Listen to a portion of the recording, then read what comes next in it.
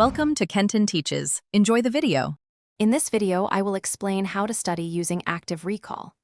This powerful learning technique moves beyond passive review, encouraging your brain to actively retrieve information.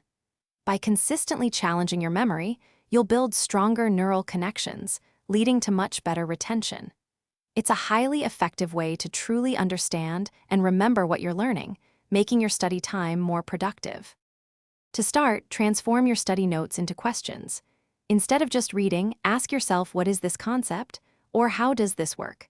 Flashcards are excellent tools. Write a question on one side and the answer on the other.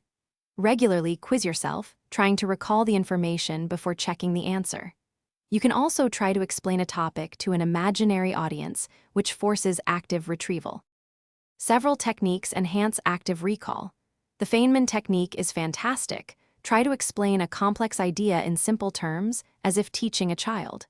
This reveals gaps in your understanding.